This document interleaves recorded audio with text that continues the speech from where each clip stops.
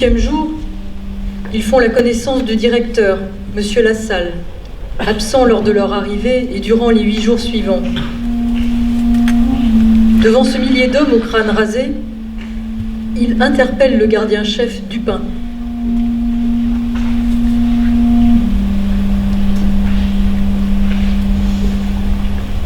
Pourquoi ces hommes ont-ils été rasés?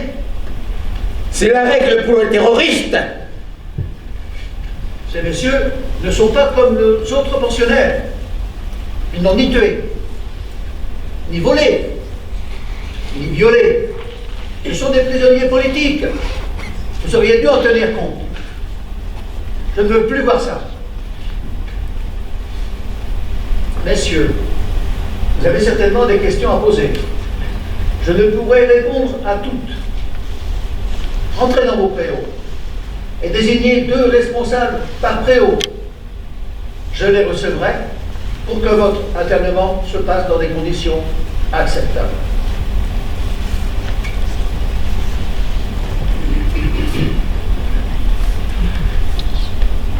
Il était gentil, ce directeur. Oh, c'était plutôt surprenant, ce grand changement. Nos délégués ont obtenu pour nous l'application de la Convention de Genève. Ce que Vichy refusait de reconnaître pour les prisonniers résistants. Nous avons récupéré nos tenues civiles et nos chaussures.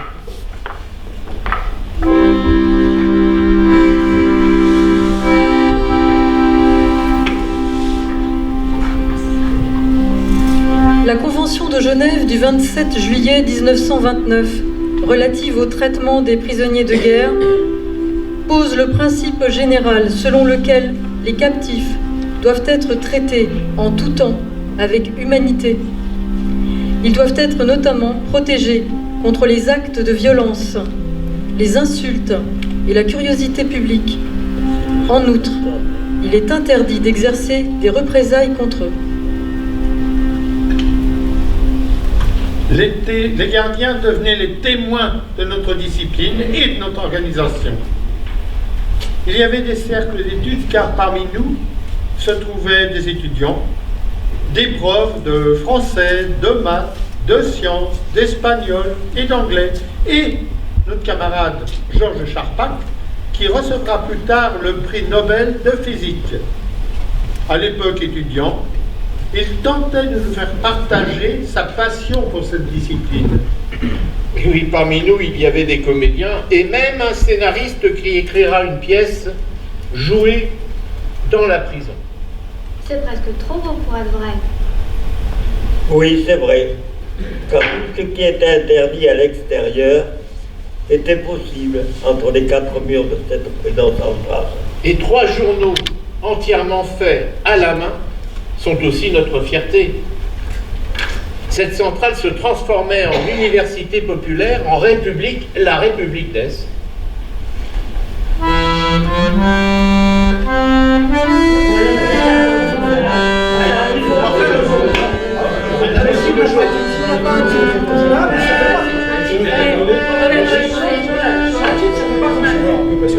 Si les articles sont bons, c'est une bonne chose, mais sans titre, On va réfléchir avec... je propose liberté. Parce qu'on en rêve tous. Oui, Oui, c'est pas mal. c'est pas mal. Liberté. D'autres idées? Il y a l'union. Et les convergences de chacun, les convergences politiques de chacun, que ce soit les communistes ou les gaullistes, je ne sais pas si ça fait vraiment. Qu'est-ce qu'on peut avoir? Unité aussi. Unité, ouais. Ou ensemble. Unité. Ou ensemble. Unité. Ensemble, unité. Bon, il faut voter, hein. Parce que là, ça fait 4 idées quand même. Oui. Il faut décider. On va voter. Vas-y, tu nous fais voter. Oui, on va voter. Qui est pour liberté? Union? Qu'est-ce qu'il y avait d'autre? On est ensemble. Ensemble? On est ensemble, c'est vrai. Unité? moi je suis pour unitaire en fait. Ouais, je suis pour Unité. Allez, c'est unité. Unité. Ok, Moi je connais l'unité.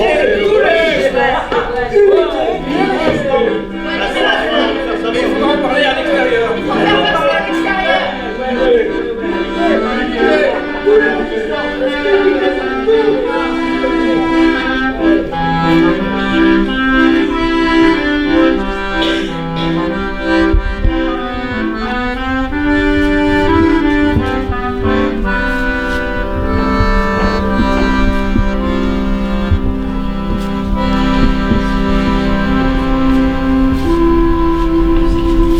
Il y avait aussi des militaires, un colonel, chef de bataillon dans les brigades internationales pendant la guerre d'Espagne, des sous-officiers et des combattants républicains espagnols.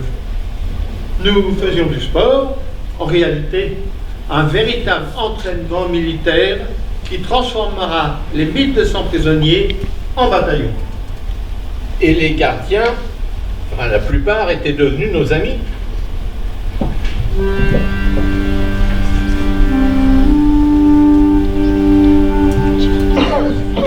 Dès novembre, à leur demande, l'ensemble des services, cuisine, lingerie, infirmerie, hôpital, atelier de menuiserie, services administratifs, passent sous leur contrôle.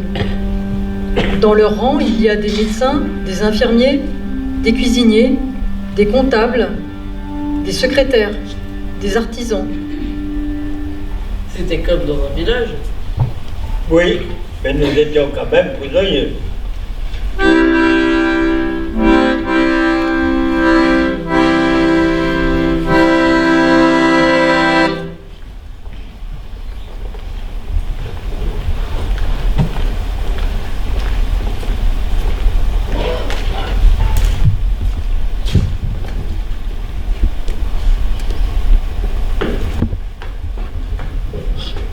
Camarades, j'ai une terrible nouvelle. Le jeune fils Bourdeau a été emprisonné dans les quartiers des Pupilles avec des co-détenus délinquants. Le fils Bourdeau? Mais il est mineur. Son père était un résistant. Il a été arrêté et exécuté le 12 mai 1942 par une unité spéciale de Clermont-Ferrand. On va réclamer qu'il soit transféré par lui. C'est un résistant. Le jeune Bourdeau est mineur. C'est un résistant. Le jeune Bourdeau est mineur. Le fait qu'il soit résistant ne change pas le règlement. Nous ne quitterons pas le réfectoire tant que ce jeune ne sera pas parmi nous.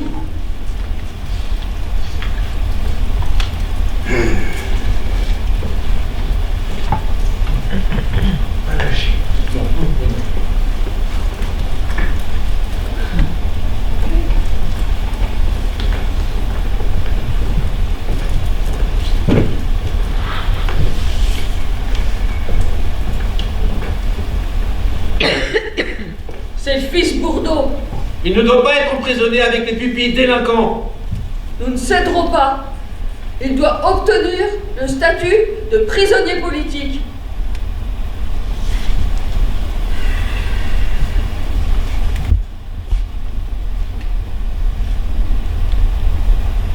Qu'il en soit ainsi. Qu'on aille chercher le fils Bourdeau.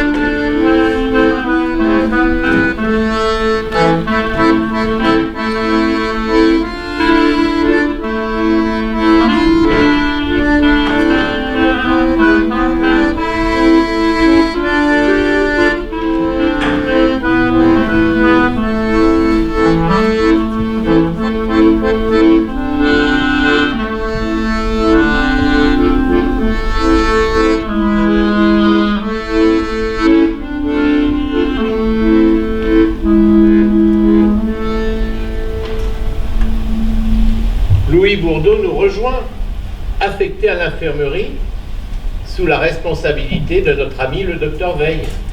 Ce n'est pas tout. Peu après, dans la centrale, sont arrivés aussi des internés administratifs. Vous vous rappelez? Ceux qui ne voulaient pas chanter « Maréchal, nous voilà ». Et ceux qui n'obéissaient pas aux règles de la collaboration. Pour le gouvernement collaborateur, ils étaient des irréductibles dangereux.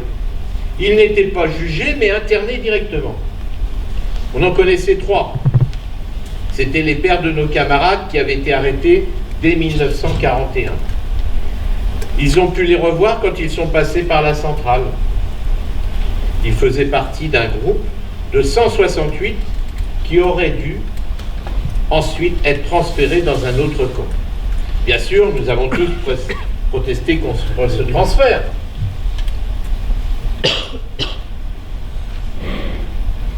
Où vont-ils les envoyer? Ils ne le savent pas.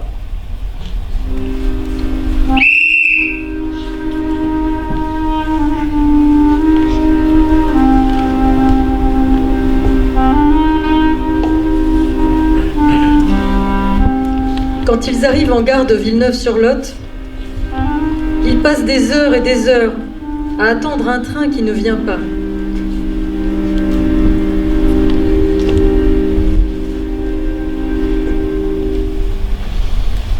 Excusez-moi.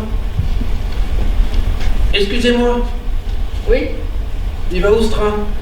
direction Chartres. Chartres. Oui, Chartres. C'est près de la ligne de démarcation.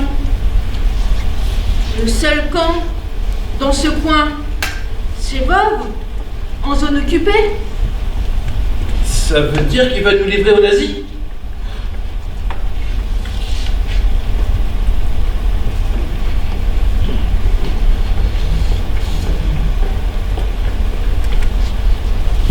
Pas de train avant demain? Très bien. Retour à la centrale. La victoire en chantant nous ouvre la barrière, la liberté qui de nos pas est du nord au midi, la trompette guerrière a sonné l'heure des combats. Tomber l'ennemi de la France, roi ivre de sang et d'orgueil, le peuple souverain s'avance, tirant des sondés cercueils. La République nous appelle, sachons vaincre ou sachons périr. Un Français doit vivre pour elle, un Français doit mourir. Un Français doit vivre pour